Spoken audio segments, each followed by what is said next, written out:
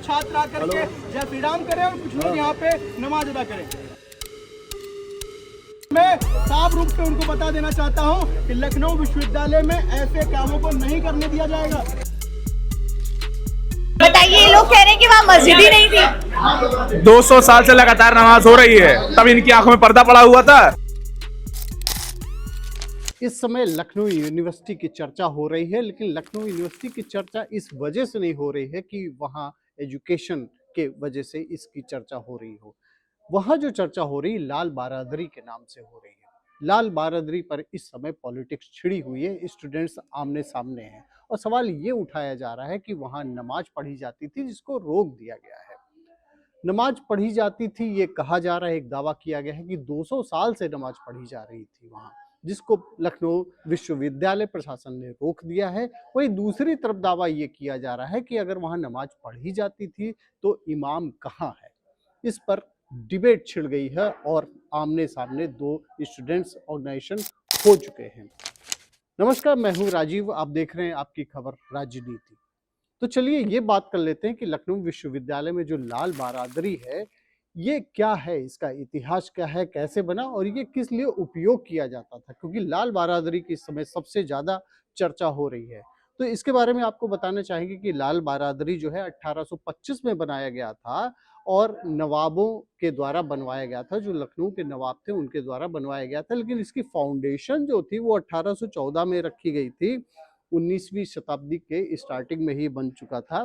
नवाब गाजी उद्दीन हैदर इनके द्वारा फाउंडेशन 1814 में रखा गया था और ये कंप्लीट हुआ था 1825 में।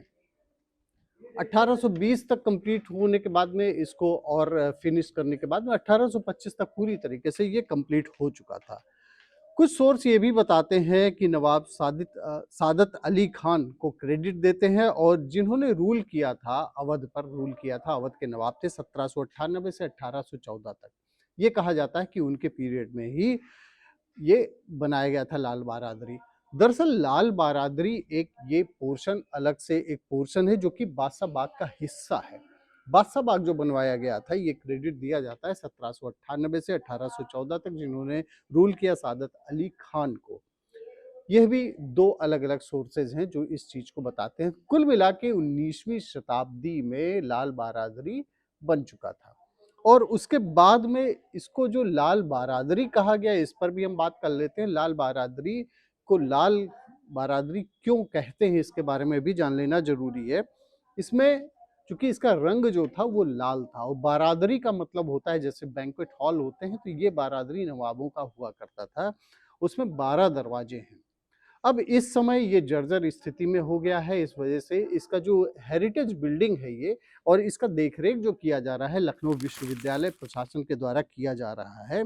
और इसका जो आर्किटेक्चर किया गया था, जो डिजाइन की गई थी किफायतुल्लाह इनके द्वारा डिजाइन की गई थी। आसफी इमामबाड़ा को भी उन्होंने डिजाइन किया था। लखनऊ की बहुत ही फेमस जगह है आसफी इमामबाड़ा, इसको भी उन्होंने डिजाइन किया था, उन्हीं से जुड़ा हुआ ये माना जाता है। अब सवाल ये उठता है कि नवाबी जमाने में जब ये लाल बारादरी बनी थी तो उसका उपयोग क्या था, किस लिए ये बनाया गया था और क्या यूज किया जाता था, इसके बारे में भी बात कर लें। तो लाल बारादरी का इस्तेमाल जो किया जाता था कोरोनेशन हॉल के रूप में इस्तेमाल किया जाता था, जहां नवाबों की ताजपोशी की जाती थी। जैसे गाजीउद्दीन हैदर 1819 में इनकी ताजपोशी की गई और इसका उपयोग किया जाता था दरबार हॉल जो कि मीटिंग हॉल होता है, कोर्ट रूम्स के लिए उसका उपयोग किया जाता है और कोर्ट मीटिंग्स के लिए इसका नवाब लोग इस्तेमाल करते थे, जिसमें कहीं भी हिस्ट्री में रेगुलर नमाज का कोई भी जिक्र नहीं है। लखनऊ यूनिवर्सिटी 1921 में बनाई गई थी और कैंपस जो है ये बादशाह बाग का हिस्सा एक हुआ करता था, जिसमें जो ये लाल बारादरी है ये लखनऊ यूनिवर्सिटी के कैंपस में आ गया। ये नवाबों का बादशाह बाग हुआ करता था जो लखनऊ विश्वविद्यालय में 1921 में बनने के बाद में उनके हिस्से में आ गया, जिसमें अभी तक बैंक, कैंटीन और स्टाफ क्लब ये सारी चीज़ें अभी तक रन कर रही थी। लेकिन वो बिल्डिंग चूँकि इतनी पुरानी होगी, 19वीं शताब्दी के स्टार्टिंग में बनी हुई थी, बिल्डिंग पुरानी होने के वजह से ये जर्जर स्थिति में पहुँचने के बाद में लखनऊ विश्वविद्यालय प्रशासन ने इसको बंद करा दिया, क्योंकि वो जर्जर हो गया था। वहाँ से बैंक वगैरह जो भी वहाँ पे ऑफिसेस थे उसको शिफ्ट कर दिया गया। अब लखनऊ यूनिवर्सिटी में ये बवाल हो रहा है, कहा जा रहा है कि यहाँ 200 साल से नमाज पढ़ी जाती थी। 200 साल से लगातार नमाज हो रही है, तब इनकी आंखों में पर्दा पड़ा हुआ था। डेली बच्चे नमाज पढ़ते हैं, उसमें कैसे कह रहे हैं मस्जिद नहीं है? साक्ष्य दिखा, इनके पास तो रिपोर्ट भी नहीं, ना कोई नोटिस है, बिना नोटिस जारी किए बंद कर दे रहे हैं और ये बता रहे हैं मस्जिद नहीं थी। दोगला प्रशासन है यहाँ के लखनऊ विश्वविद्यालय का। आपके पास ऑफिशियल नहीं है? इनके पास क्या ऑफिशियल है? इन्होंने तो कोई नोटिस जारी नहीं की, दिखाते पर्चा, जिसका कोई भी प्रमाण इतिहास में दर्ज नहीं है। ये बात पूरी तरीके से प्रूफ नहीं होती कि 200 साल से वहाँ नमाज पढ़ी जाती थी, क्योंकि 19वीं शताब्दी में ये बना ही था और 1921 में लखनऊ यूनिवर्सिटी फॉर्म हुई, उसका फॉर्मेशन हुआ था। उसी तरफ दूसरी जो हिंदू संगठन है वो भी प्रोटेस्ट कर रहे हैं और वहाँ नमाज का विरोध कर रहे हैं, और उनका कहना है कि अगर यहाँ नमाज पढ़ी जाती थी तो इमाम कहाँ है। छात्र आकर के जय श्री राम करें और कुछ लोग यहाँ पे नमाज अदा करें। विश्वविद्यालय शिक्षा का मंदिर है और ऐसा इनिशिएटिव उनके द्वारा करना ये पाप कृत्य है शिक्षा के मंदिर में। इसका विरोध पूरे छात्र समुदाय को जमीन पे उतर करके करना चाहिए। और मैं साफ रूप से उनको बता देना चाहता हूँ कि लखनऊ विश्वविद्यालय में ऐसे कामों को नहीं करने दिया जाएगा। मेरे पीछे आप बिल्डिंग देख रहे हैं, लाल बरादरी है, 100 साल से ज्यादा की इसकी आयु हो चुकी है। जब ये जर्जर है और इस जर्जर अवस्था में आज से 4-5 दिन पहले एक कुत्ते की मलबा गिरने के चलते मौत हो गई। क्या ये NSY छात्र सभा और कम्युनिस्ट चाहते हैं कि यहाँ पे किसी छात्र की हत्या हो जाए, उसके साथ कोई अनुचित कृत्य घट जाए?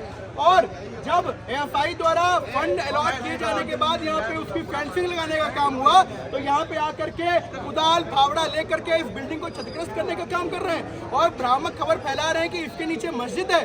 कहाँ से आप, मतलब किस सपने में कौन बता दिया? और अगर ये मस्जिद का इतिहास है तो आप इमाम लेकर के आइए, आप दिखाइए कहाँ पे लाउड स्पीकर है और आप दिखाइए ना कि इसका इतिहास कहाँ है। कोई रिटर्न इतिहास तो होगा ना कि आपके सपने में आया और आपने वहां पे कर दिया।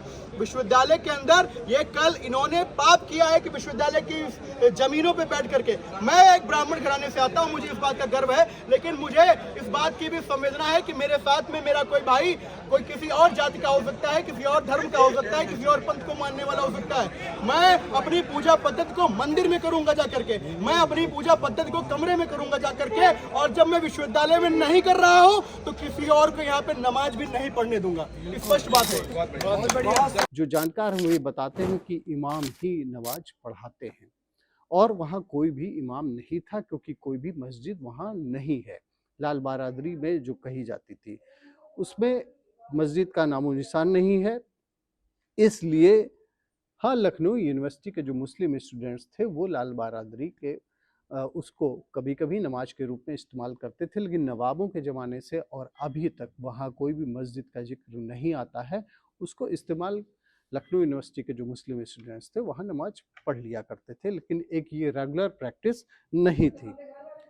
आजकल लखनऊ यूनिवर्सिटी जो है वो इस समय जिसका गौरवशाली इतिहास रहा है और लखनऊ यूनिवर्सिटी से काफ़ी लोग बाहर निकले हुए हैं जिन्होंने नाम किया, लखनऊ यूनिवर्सिटी का नाम रोशन किया है, लेकिन आज वो पॉलिटिक्स के शिकंजे में है।